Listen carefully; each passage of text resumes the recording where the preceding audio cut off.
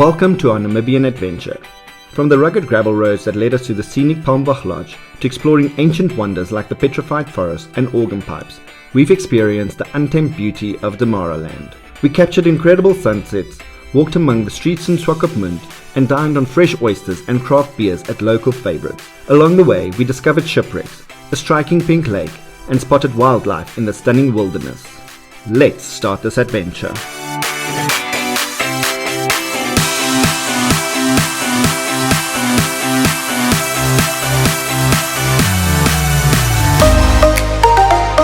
Hey there, and welcome to my channel, your global passport to adventures where we turn dreams into destinations.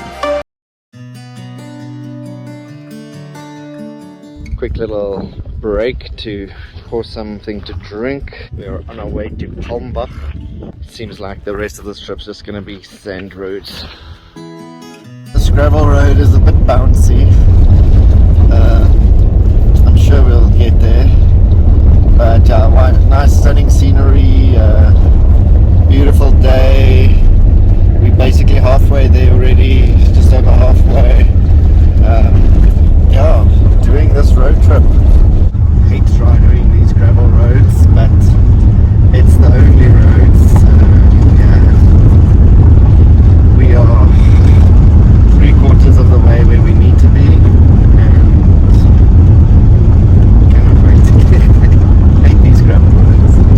The long stretches of gravel roads we had to travel on were a source of frustration, especially with the wear and tear they inflicted on the car. But when you take a step back and look at them, there's no denying just how stunning these roads are. In the end, it's the only way to truly experience the heart of Namibia.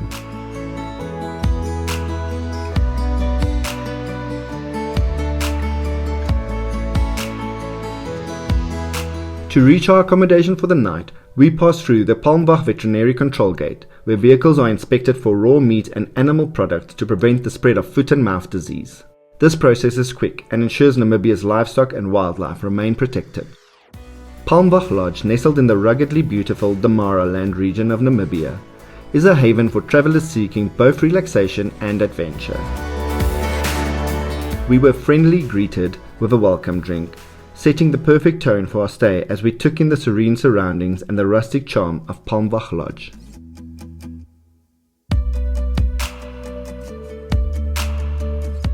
It's like an oasis in the middle of the desert. The accommodation at Palmwag Lodge is designed to offer a rustic yet comfortable experience, blending seamlessly with the surrounding wilderness. Our room was beautifully decorated and well equipped, featuring ensuite bathrooms, comfortable beds, and private patios that allowed for quiet moments of relaxation while soaking in the views.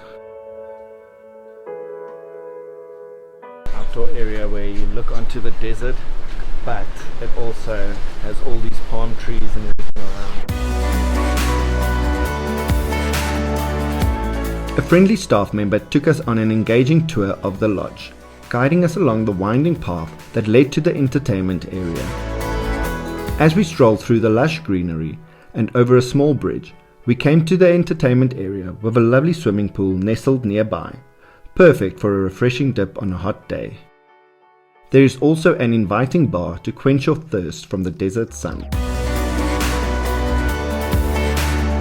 We then made our way to the restaurant area, which showcases a viewing deck where, if you're lucky, you might spot some elephants.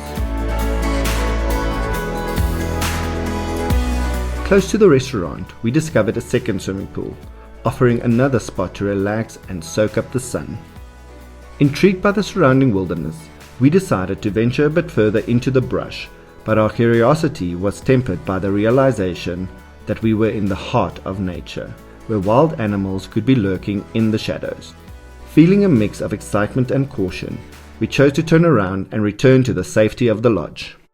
Palmwag Lodge is located in one of the largest private reserves in Namibia. It covers over 5,000 square kilometers of breathtaking semi-desert landscapes, which are home to a diverse array of wildlife. The area is famous for its desert-adapted lions, elephants, rhinos, and giraffes, among other wildlife species.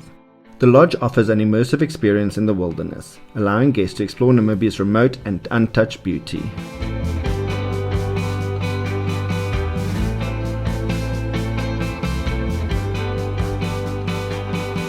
After exploring the beautiful serene area around the lodge, we relaxed at our unit until it was time for the African sun to put up another spectacular show for us. Sunset definitely didn't disappoint, although we would have loved to see the silhouette of an elephant accompanying it. Dinner was served, and afterwards we headed straight to bed.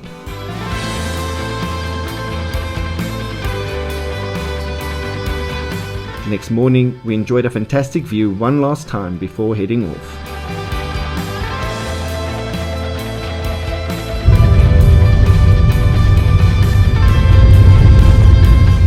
Concentrating hard on the road here. We travelled on more gravel road than I would have liked, but the landscape was truly spectacular. The drive in this part of Namibia takes you through a stunning arid landscape of rugged mountains, open plains and rocky outcrops. The terrain is vast and dramatic, with scattered vegetation like hardy acacia trees and desert shrubs dotting the rust-coloured earth.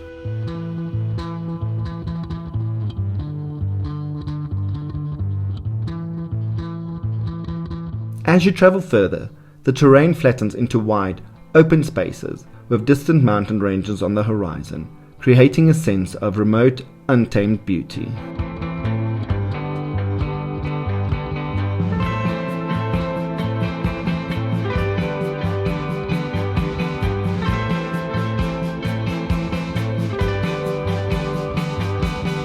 It's like an honesty system. You pay, and then you go.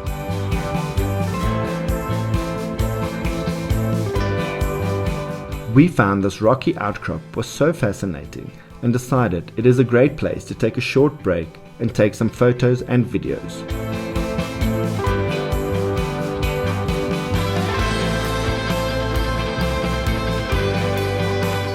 We walked all around it to capture its beauty from all angles before hitting the road again.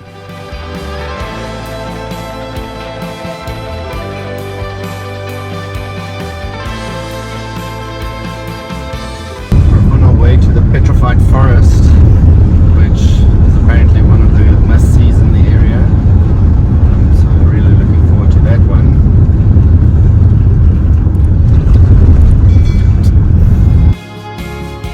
A must-visit is the Petrified Forest National Heritage Site, an ancient wonder and fascinating glimpse into the distant past where massive trees, now turned to stone, lie scattered across the desert landscape. It's an endemic plant of Namibia. Very protected. It doesn't grow anywhere else other than in Namibia and south of Angola. In Namibia, it grows in the semi-desert, the desert, and the Mopani savanna that we are in right now. Dating back over 280 million years, these fossilized trees were once part of a lush forest. Over time, floods and geological processes buried the trees under layers of sediment, where minerals gradually replaced organic material, turning them into stone. The tribe of Namibia, they use the leaves and then they burn it for perfume. Yeah, it's like perfume for free in the white. It has a citrus taste. Very interesting citrus. Fresh. Smells nice. So this process took about 320 million to 270 million years to petrify the whole tree. And erosion and all those natural causes happened, and the water was sucked beneath the lake, and then the Bushmen discovered this trunk in this area in lake. Visitors to the Petrified Forest can take guided tours to learn more about the geological and botanical history of the area, while exploring the fascinating relics of a time when the desert was once a lush forest. The forest isn't a densely packed area of stone logs, but rather a scattered collection with large trunks lying across the desert floor, providing an impressive, silent reminder of the Earth's long history and the forces of nature that had shaped it. Another interesting fact about the Petrified Forest is that the trees found there are not native to the area where they were discovered. Geologists believe that these massive logs were transported by ancient rivers or floods from regions much further north. Standing by the big mama petrified tree, 10 meters long and 1.5 in diameter.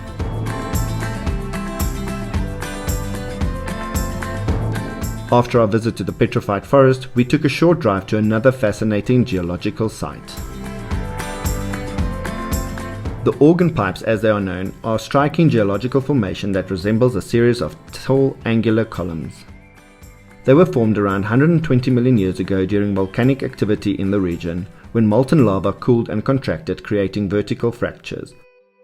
Over time, erosion exposed these impressive basalt columns, which now stand in a narrow gorge, their symmetrical, almost man-made appearance giving them their musical name. The organ pipes range in height from 2 to 5 meters and are an excellent example of columnar jointing, a rare geological phenomenon. Here at the organ pipes, strange rock formation. They are a popular stop for visitors exploring the scenic and rugged Damaraland region. Nearby the organ pipes you find the Burnt Mountain. Burnt Mountain. It's a very unusual colour for the surrounding, I must say. Burnt Mountain is a fascinating geological feature that appears as though the slopes have been scorched by fire. The small dark hill is named for its blackened and reddish hues. The mountain's unusual appearance is the result of volcanic activity that occurred about 125 million years ago when molten lava intruded into an area of shale and limestone, causing intense heat and chemical reactions that transformed the rocks. Over time, the surface of the hill became a mosaic of burnt, charred-looking rock formations. It has a stark, otherworldly beauty, contrasting sharply with the surrounding desert landscape.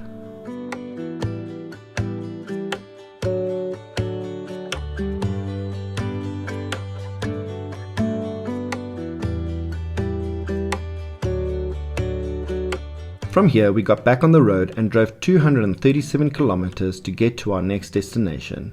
With most of it being gravel road, we had to drive somewhat slower and the trip took us about 4.5 hours to complete.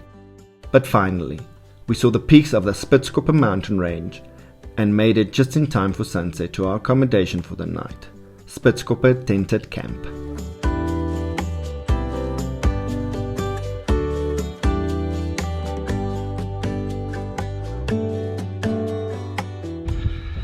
Sunset, ready for our veranda sundowners. We've made it. It was a long drive, but we made it. We had a quick check-in process and then went to go see what our tent is like. Although the camp maintains an eco-friendly, minimalistic approach, it ensures a comfortable and peaceful stay for guests, with solar power providing lighting and hot water. The unit, very cool. Beds with an outdoor toilet, as you can see, no roof, outdoors, outdoor shower of course.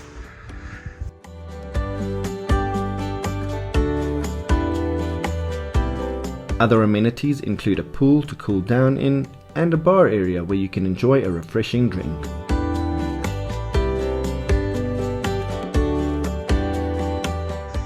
Yeah.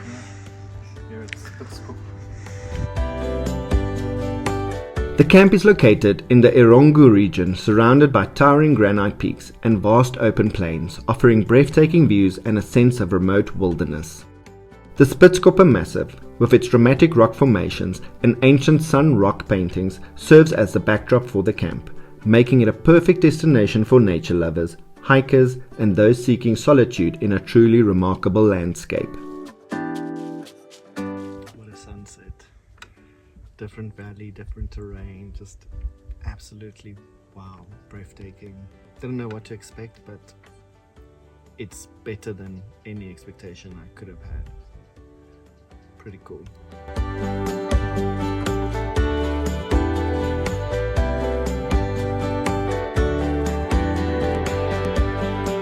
As the sun went down, we went to the dining area to enjoy our included dinner.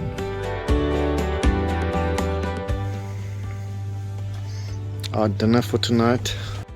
I can just laugh at myself for how awkward I am speaking on camera.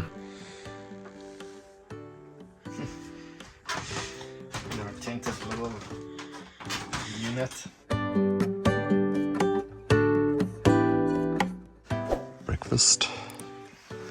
Before we go shower, that's what my day looks like. That's what Johan always looks like. Nice quick breakfast. And a nice sunrise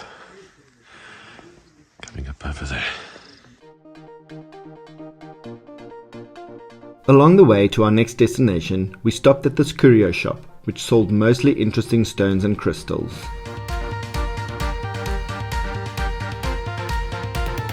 Looks a bit like a dust storm on the way to Swakopmund. Yeah, so we're not sure if it's fog or if it's dust. It looks more like fog, but it also looks a lot like dust. Apparently, there was a huge sandstorm in and around Swakopmund that we luckily missed. After a 150-kilometer drive, we arrived in Swakopmund. Swakopmund is a charming coastal town known for its German colonial architecture, vibrant seaside atmosphere and proximity to both the Atlantic Ocean and the vast Namib Desert. We'll be staying for 2 nights in Swakopmund. We were booked into the lovely Swakopmund Plaza Hotel that had a modern, fresh feel to it.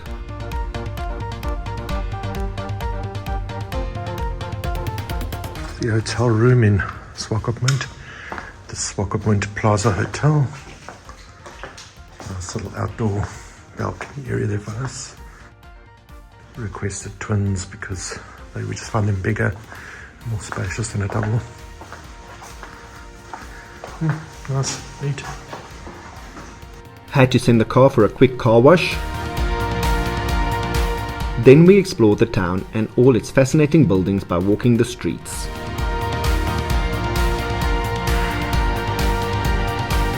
Close to our hotel is the Swakopmund Pier, a historic landmark extending into the Atlantic Ocean, offering stunning views of the coastline and a popular spot for fishing, leisurely walks and watching the sunset over the sea. Built in the late 19th century, it served as a vital shipping point for goods and passengers, connecting the town to the sea. Today, it not only provides a picturesque location for visitors, but also features a small cafe at its end, where guests can relax and enjoy the fresh ocean breeze while watching the waves crash against the pilings. At the Swakopmund Pier. It's beautiful and chilly.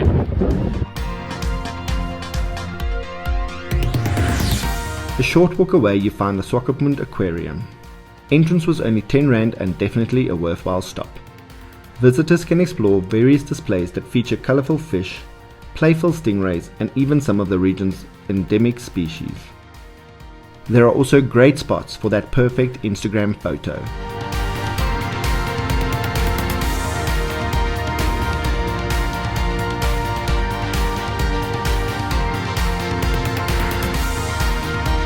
The aquarium also emphasizes education and conservation, providing information about marine ecosystems and the importance of protecting ocean life. We really enjoyed the visit here.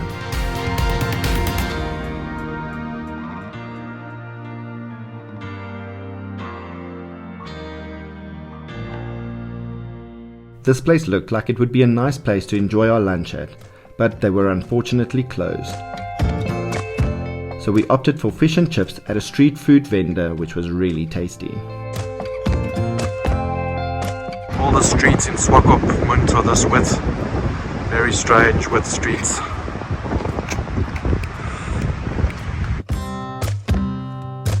Continuing our exploration of this charming town, we headed to the waterfront and beach area, where you find lots of local stores and restaurants. There is also a museum here which we decided to take a look at. The Swakopmund Museum, established in 1992, is a treasure trove of history and culture, located in the heart of Swakopmund. It provides visitors with a comprehensive look at the town's heritage and the broader history of Namibia. The museum features a variety of exhibits that highlight the region's natural history, indigenous cultures and colonial past. Inside, you'll find displays on local flora and fauna, showcasing the unique biodiversity of the Namib Desert and coastal ecosystems. The museum also delves into the history of the indigenous people of Namibia, including the San, Obambo and the Herero, with artifacts and traditional crafts that illustrate their way of life. One of the highlights of the museum is its collection of items related to the German colonial period, including photographs, documents, and everyday objects from the time when Namibia was known as German Southwest Africa. The lighthouse was built in 1902 and stands 21 meters tall. The State House, but not open for public viewing.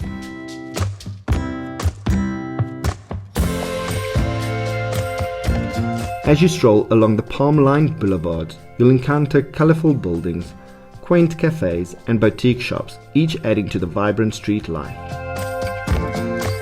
The town's charming blend of German colonial architecture and modern influences creates a unique atmosphere.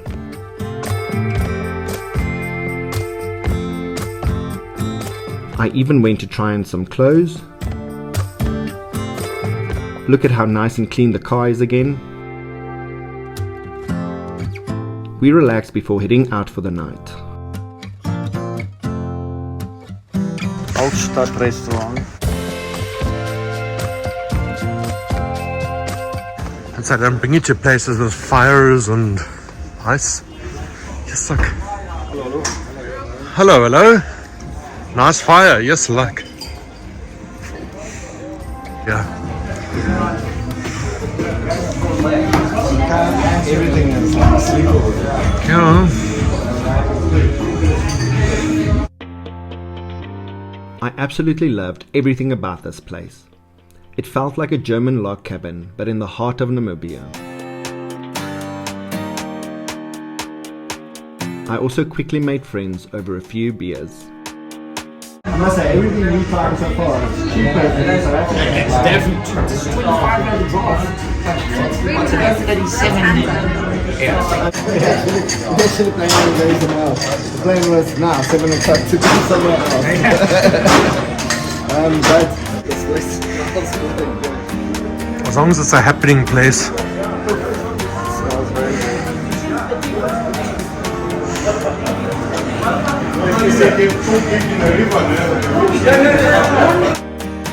For dinner we went to a place called the Fish Deli, and man was it great.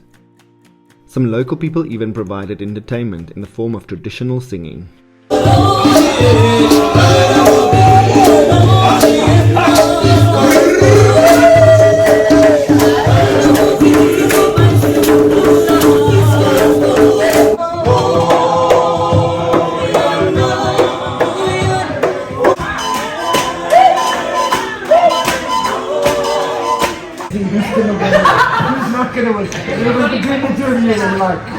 what is this now? Like it's and then you're like, the unpredictable. What happened? I don't remember. You all lose all your win. So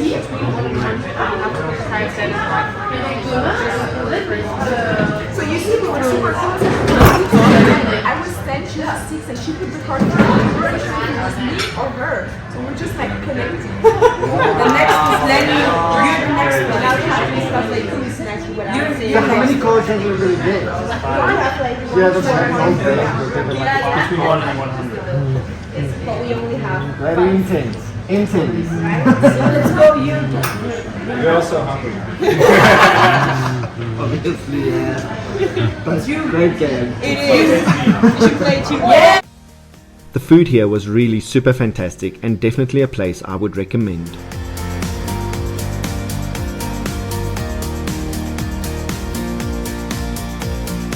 Next morning we decided to take a drive up the coastline to see what the surrounding areas are like.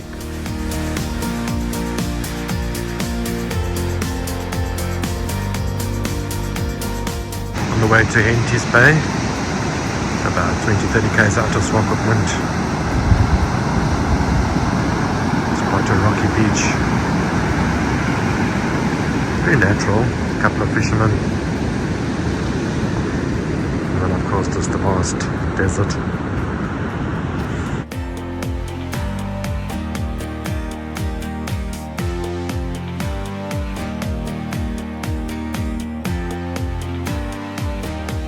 This little village seemed completely abandoned to me, as we didn't see any cars, animals or even people here.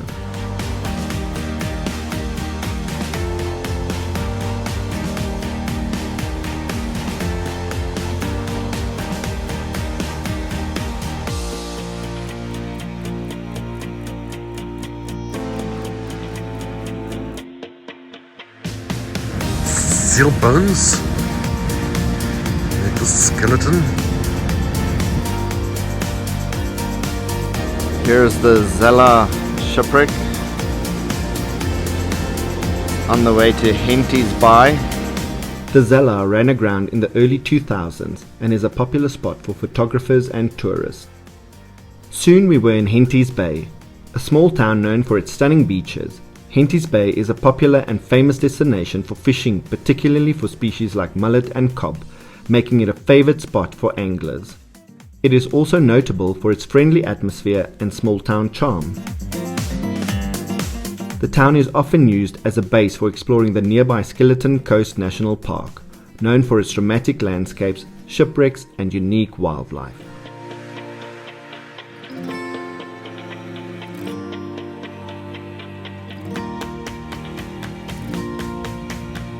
This place just outside of Swakopmund looked so stunning that I had to go take a look.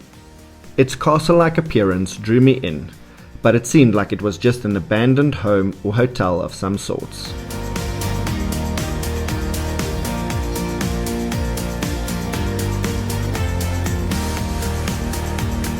The surrounding dunes and coastal landscapes outside of Swakopmund provide a picturesque backdrop for various outdoor pursuits, including hiking, quad biking and sandboarding.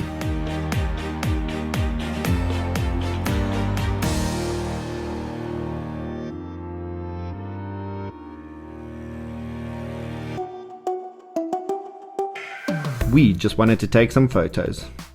Our next town was Walvis Bay, a vibrant coastal town located south of Swakopmund and is one of the country's key ports and commercial centers. One of Walvis Bay's most notable attractions is the Walvis Bay Lagoon, which is recognized as a Ramsar wetland of international importance. The lagoon is a sanctuary for a diverse array of bird species, including flamingos, pelicans and migratory birds, making it a popular destination for birdwatchers and nature enthusiasts. We saw loads of flamingos here.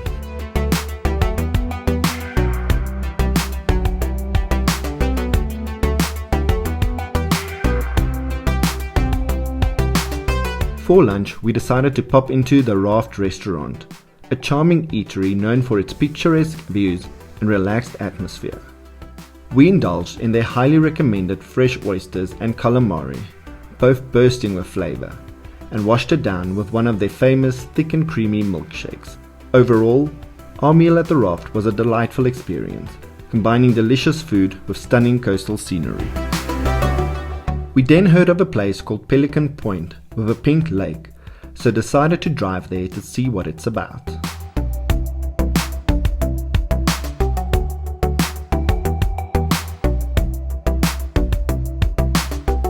The drive out doesn't take long and can be reached by most vehicles.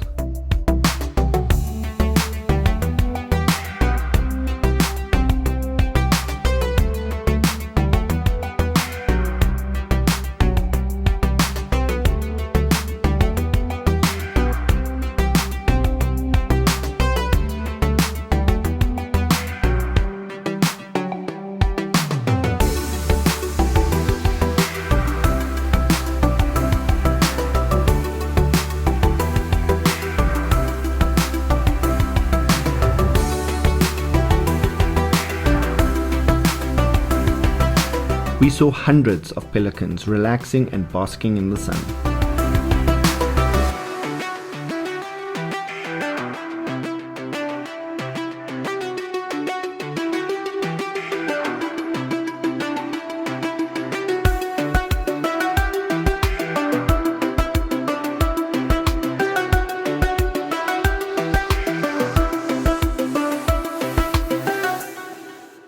Pink Lake is a striking natural phenomenon, renowned for its vibrant pink color caused by high salt concentrations and the presence of Dunaliella salina, a microalgae that produces carotenoids. This unique lake is part of a salt production facility, and its vivid hues create stunning contrast with the surrounding landscape, attracting photographers and nature enthusiasts. After a day well spent, we headed back to Swakopmund. Swakopmund, very cool building.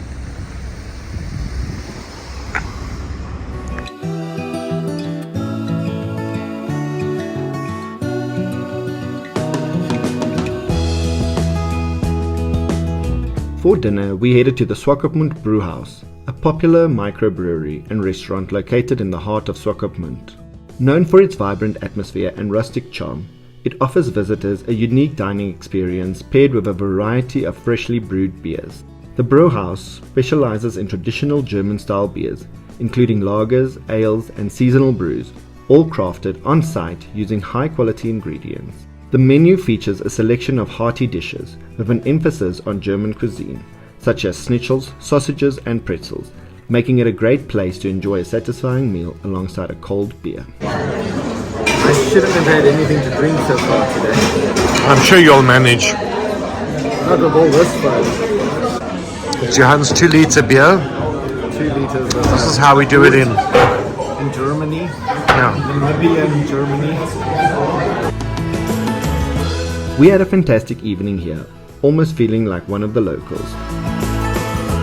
With its blend of great food, delicious craft beer, and a welcoming atmosphere, Swakopmund Brewhouse is a must visit for anyone looking to unwind and savor the local flavors.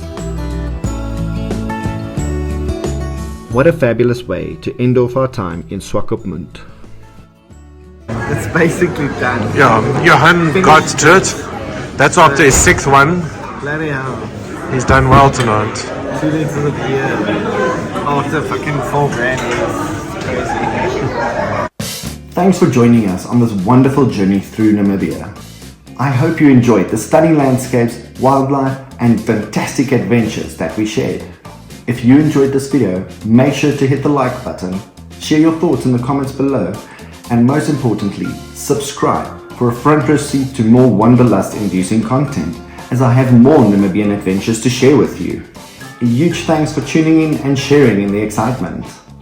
Your support fuels these adventures, and I can't wait to share more travel tales with you in the next one. Until our paths cross again, keep exploring, keep embracing new adventures, and keep on feeding that wanderlust inside you.